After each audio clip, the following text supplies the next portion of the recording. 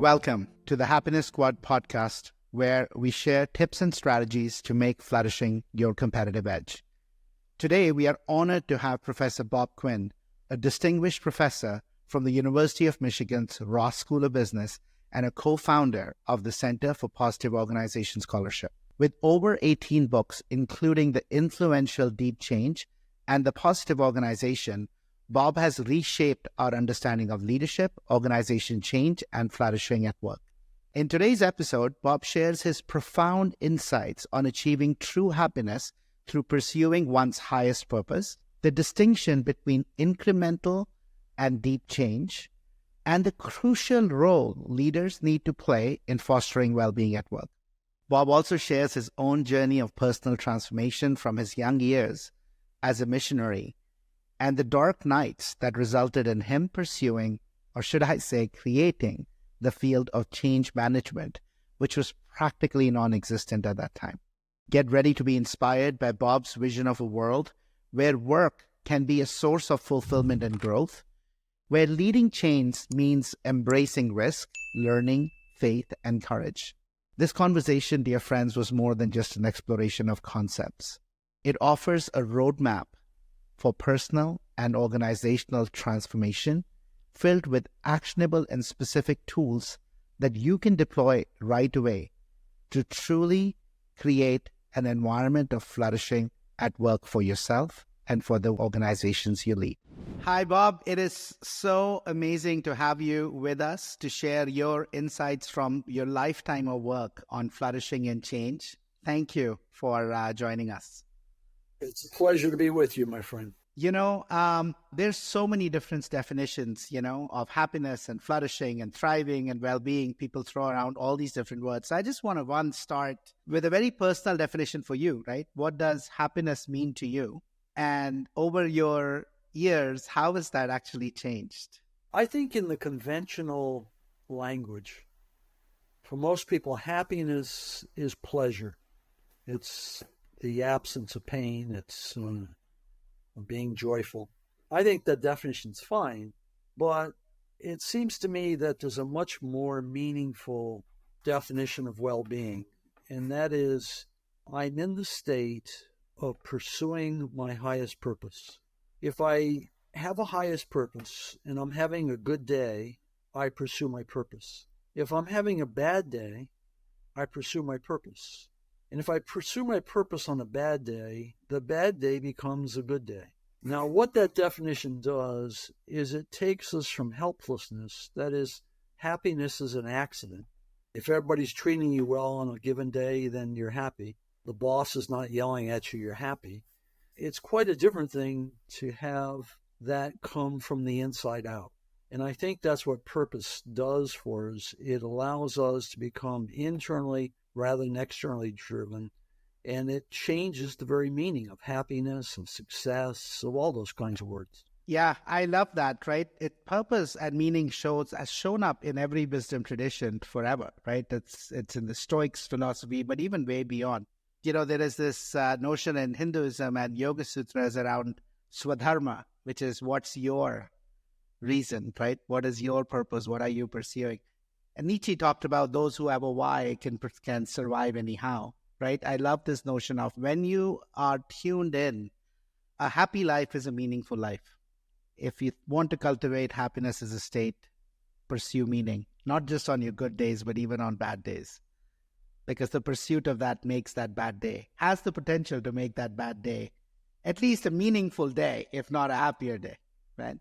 So you are, one of the deepest experts, I think you're in the top 1% of the people who are quoted on change in every research work that has been done over the years. And you, in your book, you wrote a book, Deep Change, and you really articulate, how change is different from deep change and the key tenets of what makes something a deep change.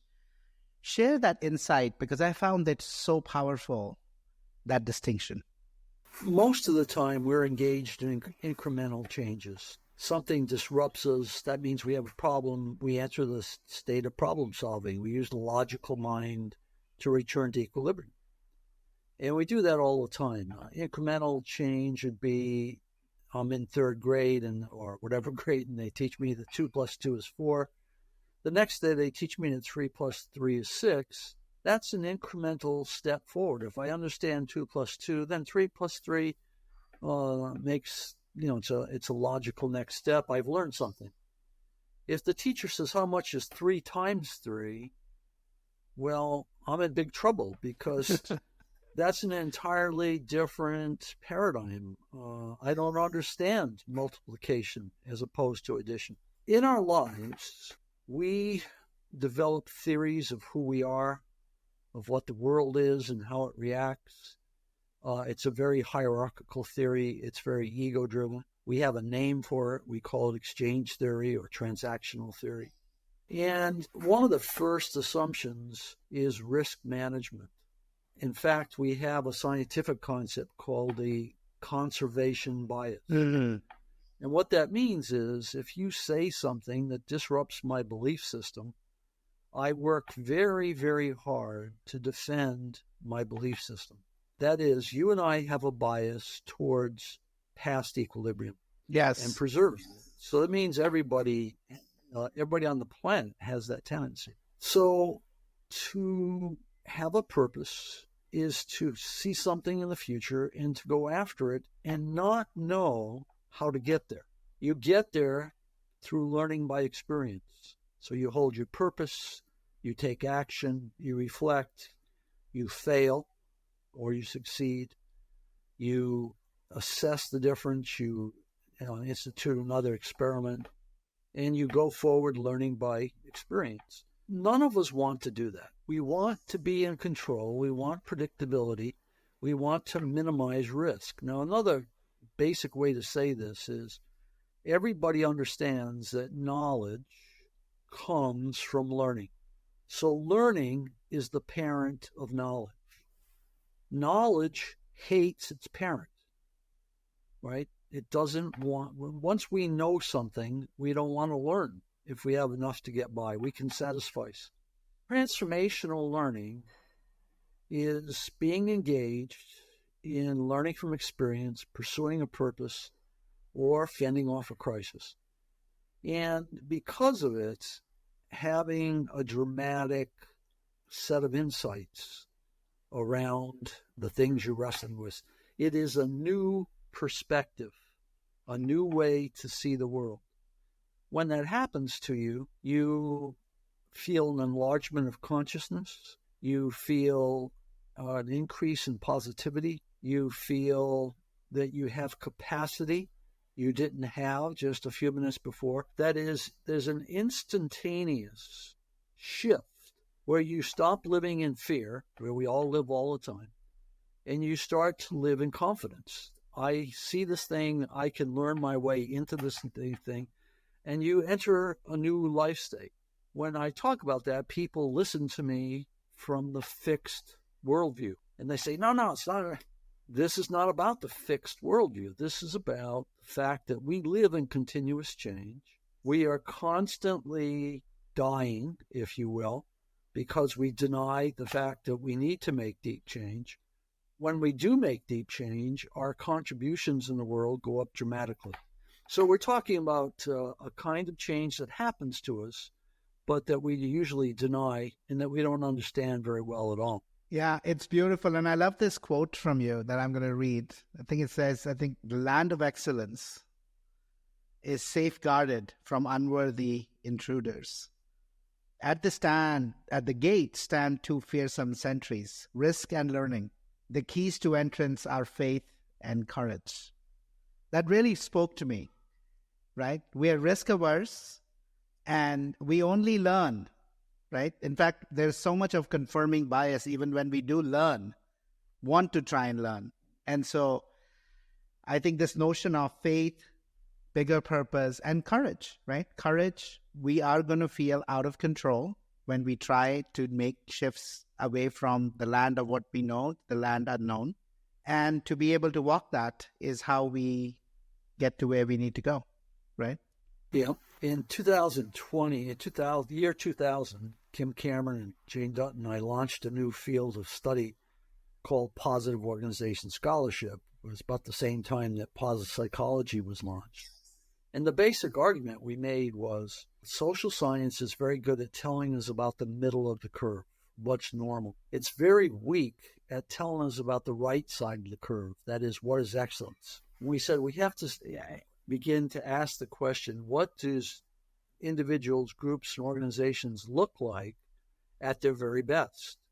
Well, a lot of people bought into that. There have been many, many studies, and we've come to understand a lot about the right side of the curve, about excellence. And the reason that quote, I think, resonates with you is excellence is always out there. It gets denied for a lot of reasons, but it is not normal behavior. Excellence, by definition, is deviance from the norm. And so you have to go someplace you've not been before to experience excellence. And that's a terrifying notion because you have to trust the process of learning. Yeah. And I loved your work, right? I mean, I discovered that work too late in my transformation consulting career. It's a shame. I think it should be a must read, frankly, the amazing work you all are doing for anybody who enters their first year in consulting, not to discover it 20 years into it.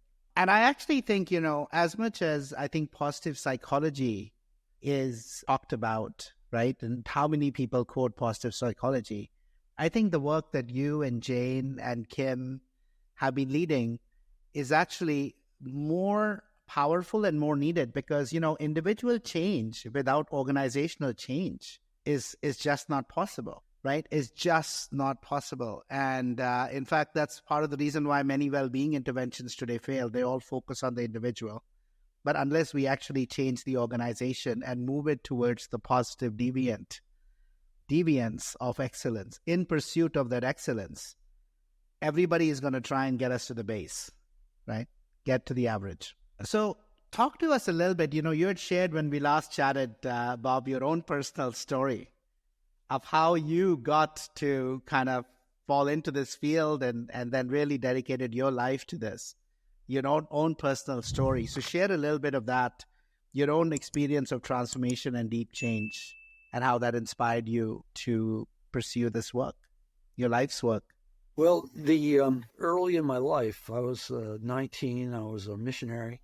I had gone through a conversion process, and that work was brutally difficult.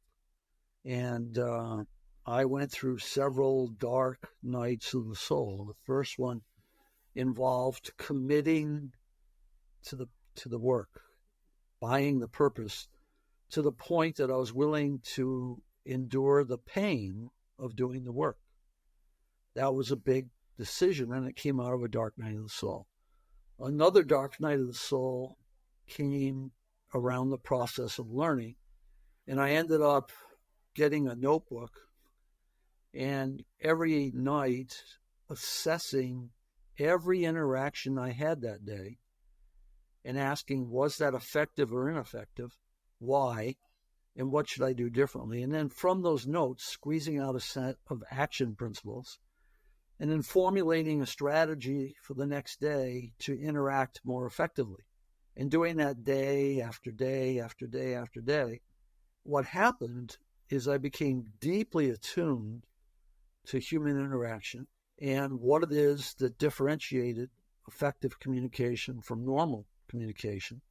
And I began to apply those principles, and it made a big difference, but I still wasn't successful. So here were two major decisions, still not successful. And then I went through a third dark night of the soul, and the discovery was I had to transcend my own ego. I had to do what I did for your sake, not mine. It's a big shift. It's a big shift. It's a huge shift. And the moment I did that, and I put those three things together, commitment, learning, and ego transcendence, everything changed overnight in miraculous ways. Suddenly the impossible was possible. My relationships were different. And I had profound experience, far beyond anything I could have previously imagined. And then the 2 years were up, and I went back to school, and they handed me 101 English and 101 math, and I was absolutely alienated because it was so meaningless compared to what I had experienced. And I got depressed, and someone told me that. I said, "Oh, I'm not depressed." And then he walked away, and I said, "I'm depressed." And I said, "I've got to figure out what I'm going to major in." And I went through, I used fasting and prayer and all the tools I could find, and I couldn't solve it. And then one day I was fasting and praying, and I was walking across campus, and it was like I got hit by a bolt of lightning. The lightning was a question. The question is, what was the most significant thing you've ever done in your life? And I could answer that question instantaneously. It was when I talked to someone in the fashion I just mentioned, and they went, "Oh," and they changed their life dramatically forever. It was clear to me that was the most significant thing I ever done. And as that answer went to my head, this voice inside me said, "Major in change." That was absolutely exhilarating. It pulled together everything I'd ever done. It made perfect sense. There was only one small problem. There was no major in change. So basically, I was now in a Buddhist cone. That is, what's the sound of one hand clapping? You can't solve that. You have to be with it until it solves itself. Well, as I was with that answer that I was so excited about, I began to formulate rules. As a sophomore in college, I was a better teacher than almost any professor that I took. Now, that sounds like a ridiculous statement. The professor knows 10,000 times more than I do. How could I be a better teacher? Well, the difference is the professor knew content. The professor did not have a theory of human influence, a theory of great teaching. I did. So I made a rule. I would not ever take a class. I'd only take professors. That is, I would only sit in the classroom of great professors. Now, to do that meant I had to fight the university. The university does not want you to be a proactive consumer. It wants you to say, "Yes, ma'am, yes, sir," and do what it tells you to do. Well, now I was fighting the university for my education. I was a proactive consumer. I had to figure out my own path to get into those classrooms. So anyway, I did that. I started to go to public lectures if they were about change. I never went to a public lecture. I read every book I could find. By the time I finished my undergraduate education, I had a major in change. My certificate said major in sociology, but that's not what I graduated. I graduated in change. That was an astounding thing. I had structured my own education. It was exhilarating. It made me different than all the other students. And then it just made sense that at that point, organization development was being born. I went to graduate school, studied that. And then, I did research on change. I wrote papers on change. I consulted on change. Because I had this one word, everything was synergistic. That made me different than all the other assistant professors. So it was a very, very important journey at a very young age. Yeah, and such an inspiration. I speak quite often at the University of Colorado at the Leeds School of Business. And, I'm going to share this podcast when it comes out with them, because I think your story is should act as a big inspiration, right? Is really first tune into what is it that you really want to do, that are you being called to do, and then have the courage to pursue it, right? Recognizing that our university systems and others are not designed necessarily to support you. But if you take the charge, if you take the initiative, you can make that happen. I had the same experience when I was at McKinsey.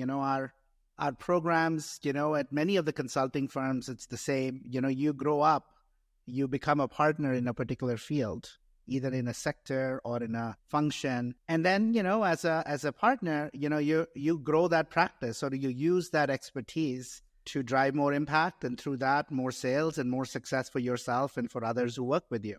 I had my own, fight with the dark nights, so to say, in 2016. That was about 14 years. That was about, I think, 12 years I'd been at the firm. I was a sixth-year partner, so I was a very senior partner at that point.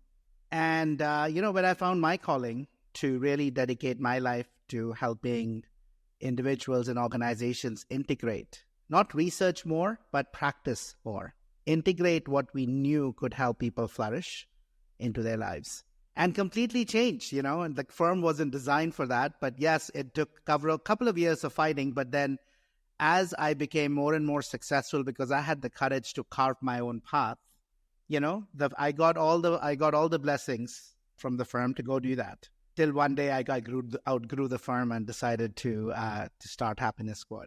But this is something that, I wish more people did. People did as early as students, because what we don't control is the fact that we have to work hard.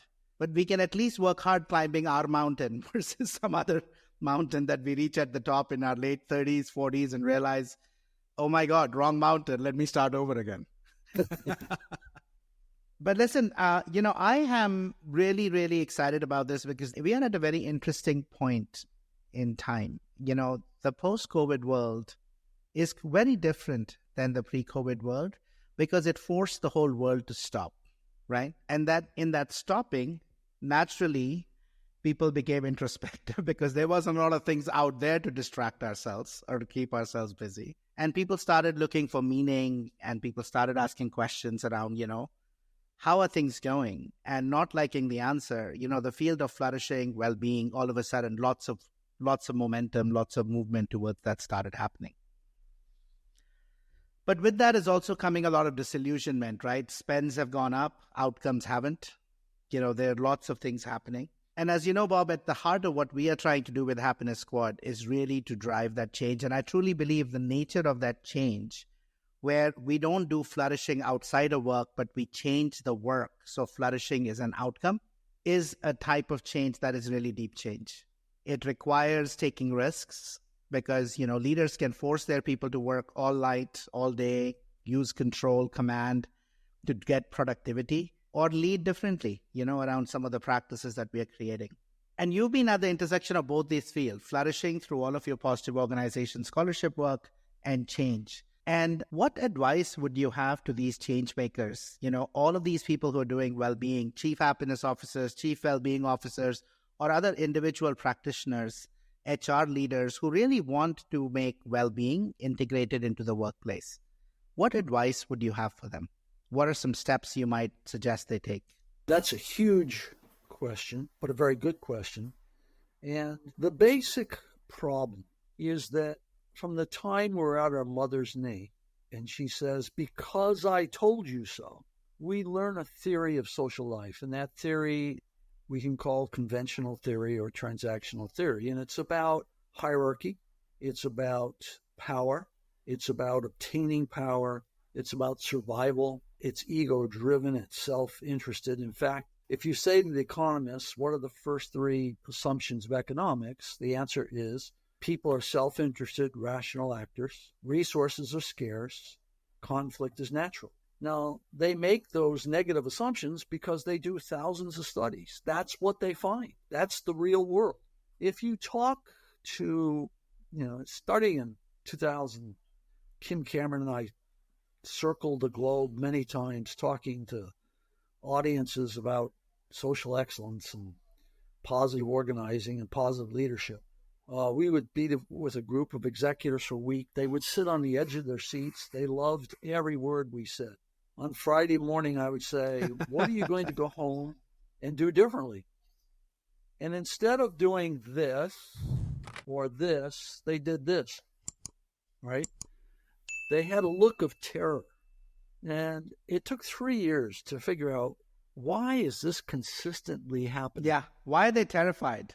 And the answer is, they know that if they go home on Monday morning and they say, I want to try this new process, technique, concept, that there's two people on their team who are going to roll their eyes. And the eye rollers are going to say something like, oh, did you learn this last week at that seminar? Executives, highly educated, powerful, well-paid people live in terror of that sentence. That's called negative peer pressure. Our organizations are filled with legions of people who are oriented to fear, everyone is, and threatened by learning.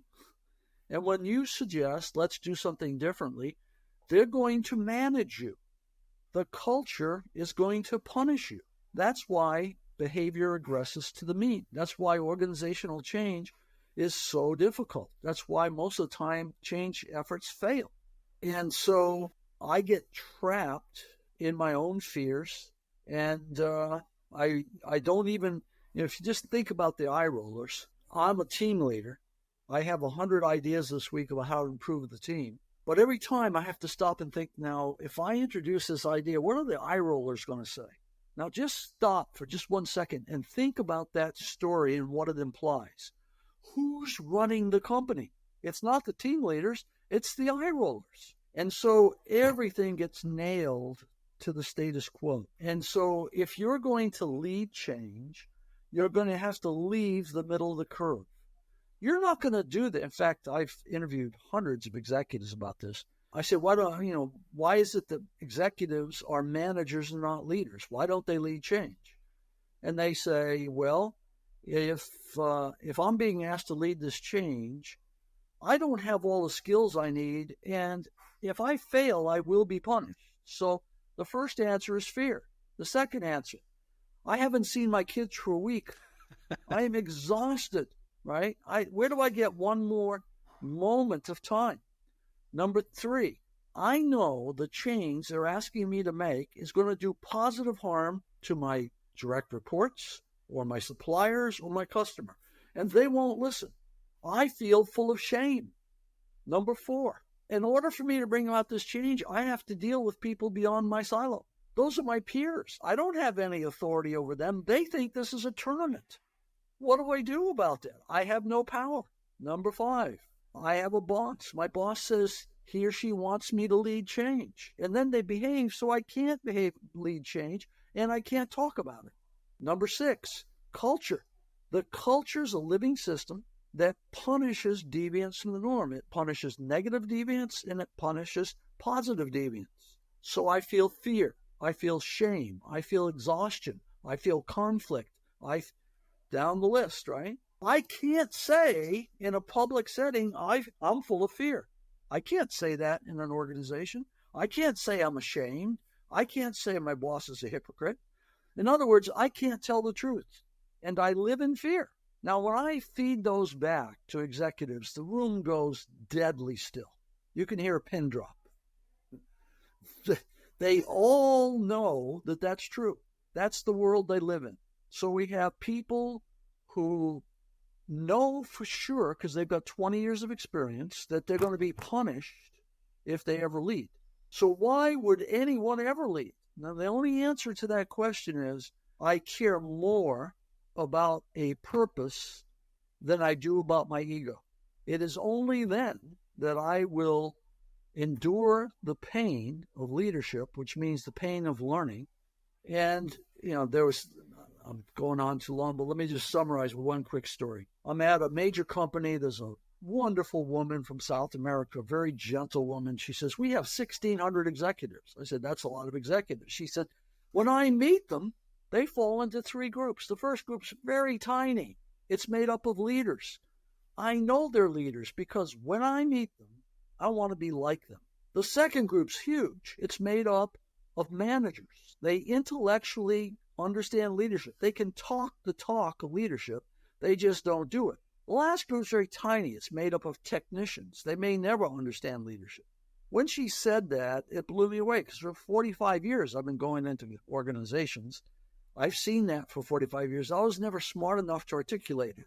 She articulated it beautifully. So basically what we're saying is that hierarchies, for many, many reasons, are anchored in the status quo. Leadership is punished. We seldom ever see leadership in organizations. And this really offends people. They say, I'm a leader. No, you hold a position. You may be the CEO of a company. That doesn't make you a leader. That means you have a position. You may be the team leader. You have a position. We hope you're enjoying this episode. If you'd like to start building habits and integrating the Hardwired for Happiness practices into your life, come check out Rewire, our program on the Happiness Squad website. Rewire contains 35-minute micro practices that can help you truly build habits for a happier, healthier life filled with more love and meaning. The program uses the science of habit formation and the power of community to support you in moving from knowing to doing to being. Now, back to the episode. And the converse is so true too, Bob, in this work, which is you might not have a position, but you can be a leader, right? You can be the creator of that positive change. That is the single, if I were to boil something down, I mean, that's kind of the central message of positive leadership, positive organization scholarship, is that you can lead. And they say, now that's why you get this reaction, right? That is, they know they can't, but you're telling them they can. I'm telling them they can. And the way they do that is they have to become positive deviants. But they're not going to do that if they stay in the theory taught to them at their mother's knee, the one that dominates social life. Yeah, in this work, I'm seeing more and more where you can show up. First, it was about belief, or like this is the right thing to do. You go to the heart. Now we have the data from the science of flourishing and well-being and the impact, right? We know organizations that are flourishing have 2x stock market returns. They have higher profitability, higher productivity. They have lower attrition. They have more creativity.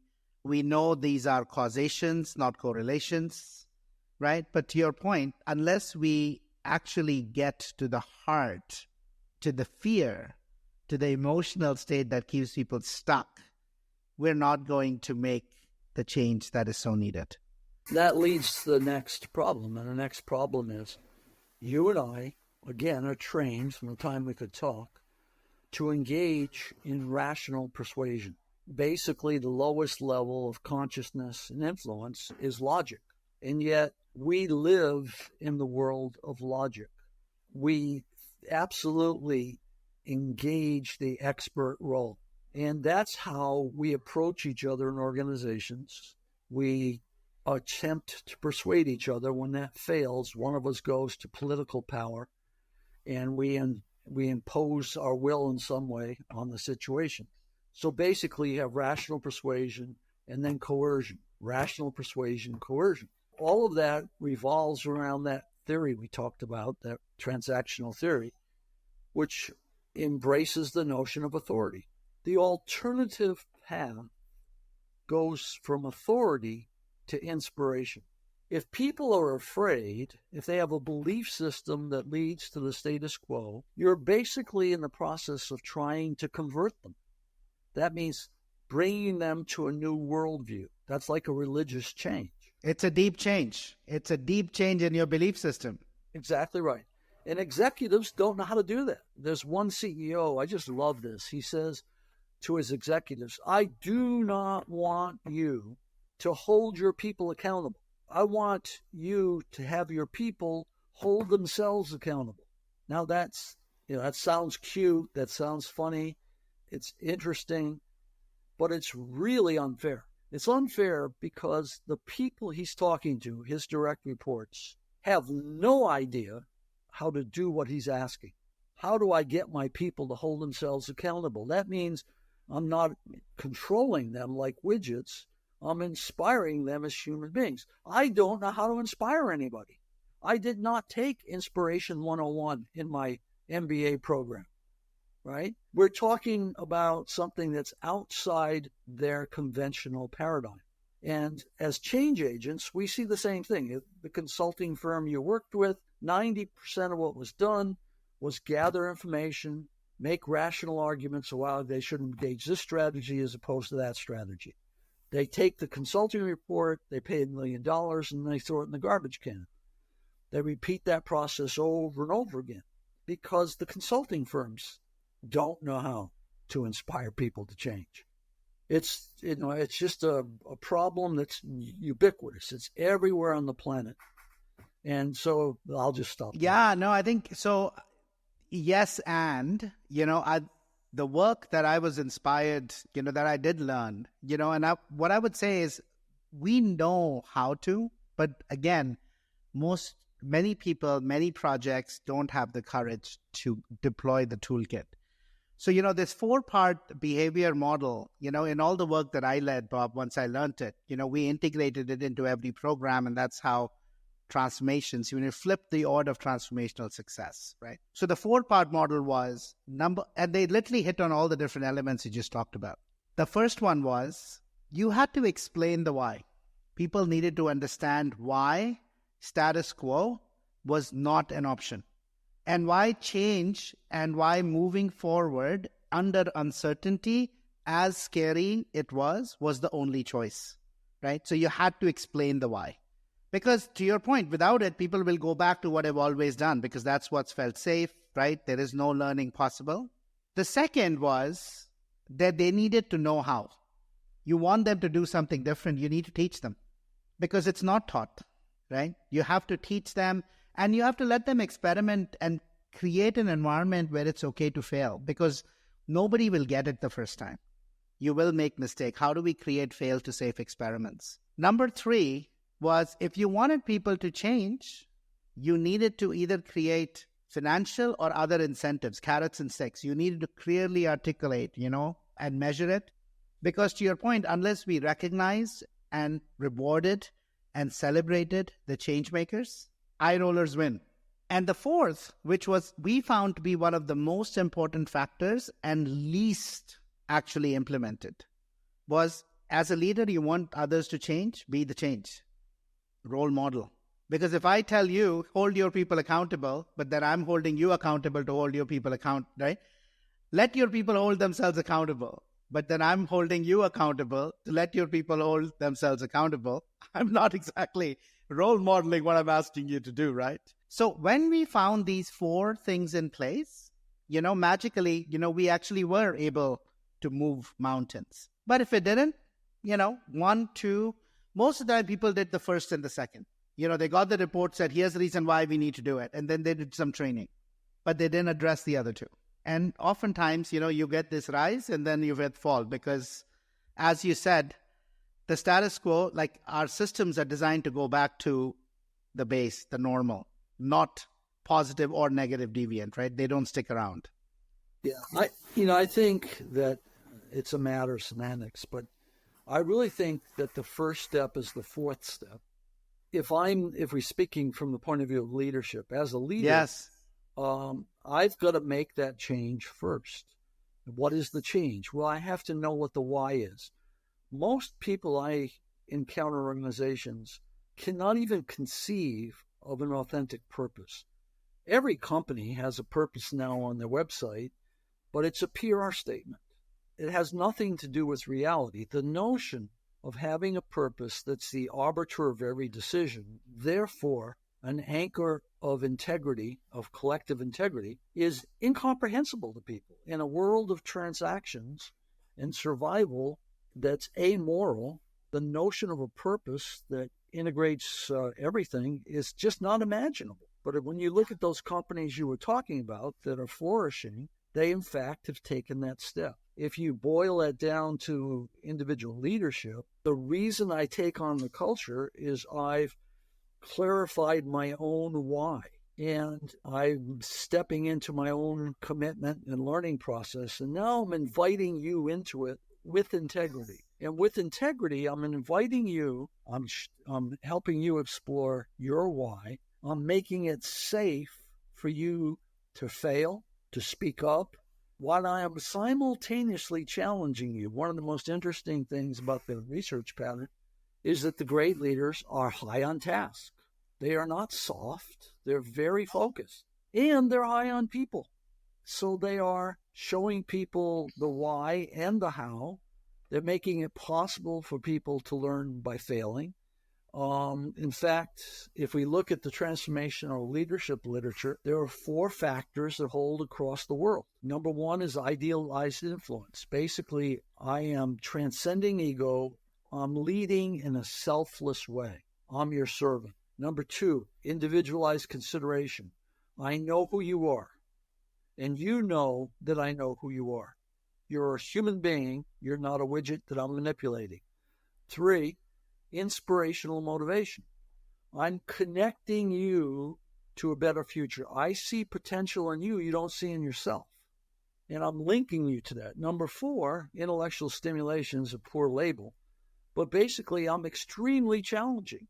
You ask me a question, boss, how should I do this? And I say, what do you think? I constantly challenge you to think for yourself. I give you assignments beyond your ability. I'm constantly pushing you to do more. And what happens? Well, if you feel that I'm absolutely selfless, that I'm not with an agenda, 2, that I care about you, 3, that I'm linking you to a better future, and 4, I'm challenging you to live that, what happens to you? You begin to flourish. That's when you flourish. And if you're flourishing, you're more likely to invite others to flourish. So, again, it's a matter of semantics, but I think Peter Block once said, all social change begins when one person makes the private public. Now, that's an incredible sentence. All social change begins when one person makes the private public. So we're bringing that private statement into and it's almost always a moral statement. Leading change is a moral process. Managing an organization is an amoral process. And what we teach in business schools is amoral. It's about being smart, being clever, doing the best cost-benefit analysis. It has nothing to do with selflessness, concern, inspiration, and challenge, right? That's not even a part of the model. Right. So it's an uphill battle, but the world is on your side in the end. Now, I love it. In fact, the research, there was this last year, McKinsey published this research. They were looking at 1,800 companies, Bob. And I think this point that you're making is a really important one, because in this field, oftentimes people do think about, if you're creating a flourishing culture, you're soft. Exactly. Otherwise, your performance. And, here's the research that they did, which was really powerful. What they found was they looked at companies. They did a 2x2. Companies that are performance drivers, companies that are people drivers, companies that drive neither performance or people, right? There are those too. But then there are those who drive performance through people. And what they found was that companies that drive are both winners on performance and people. Profitability slightly higher, not much, 29 versus 28%. But you know what? When it comes to likelihood of outperformance, the positive deviance, 4.2x versus 3.x. When it came to resilience, higher level of resilience compared to just performance. When it came to retention, significantly higher level of retention. And when it came to economic profit creation, way higher.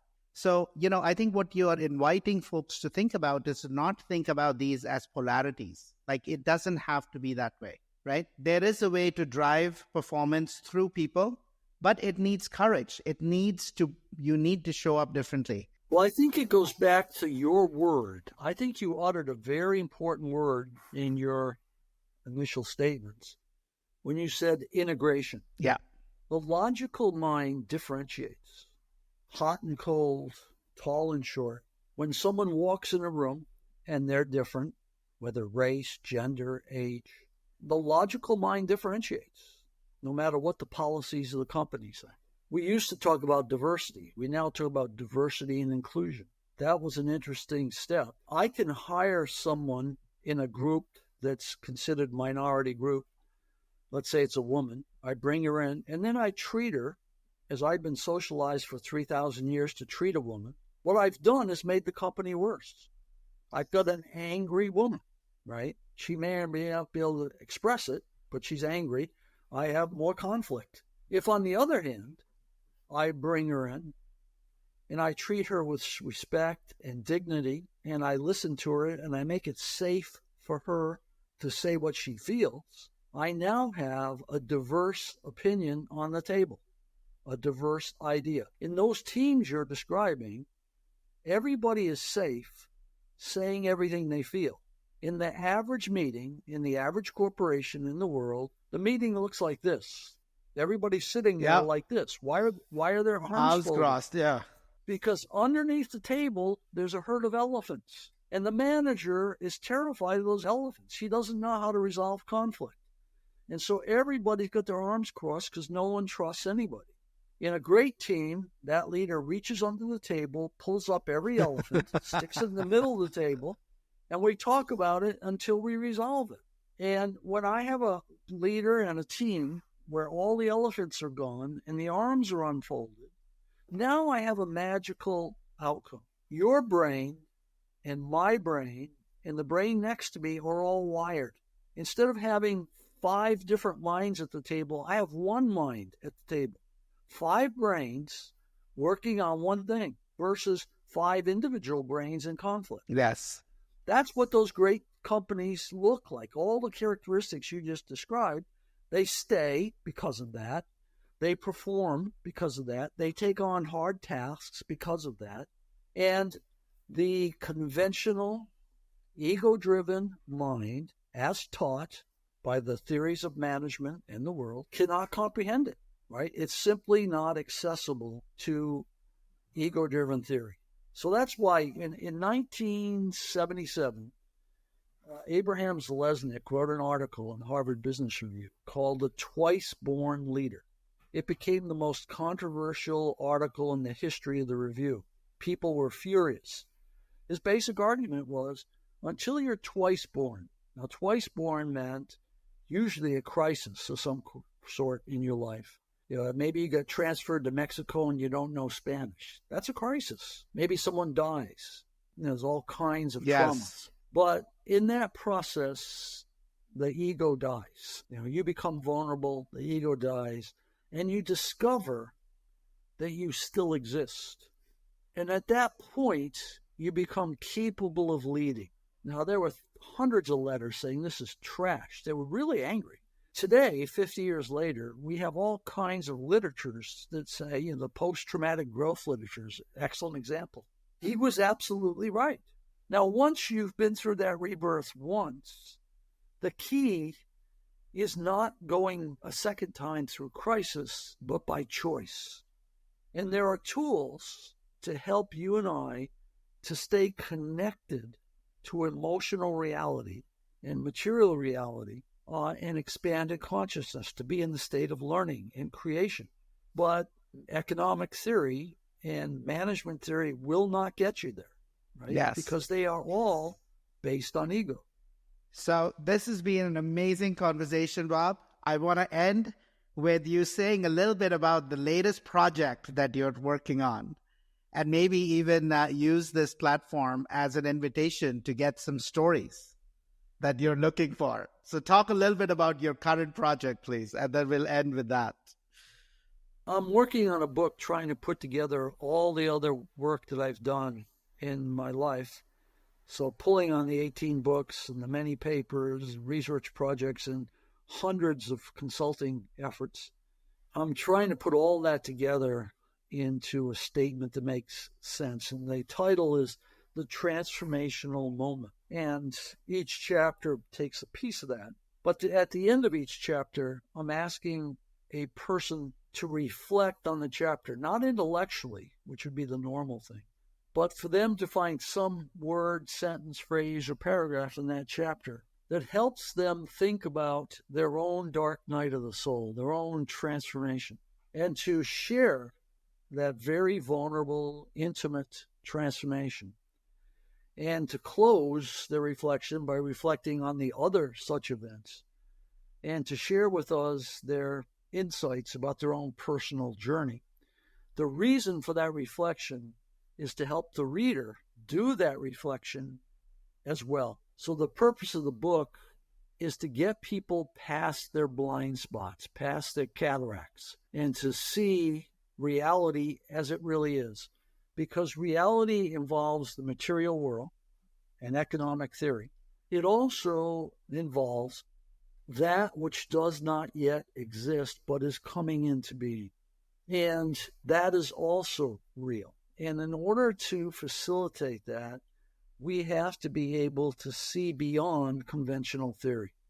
So I'm hoping in this last effort to produce a product that people can say, oh, now I get it, right? So we'll see if that happens.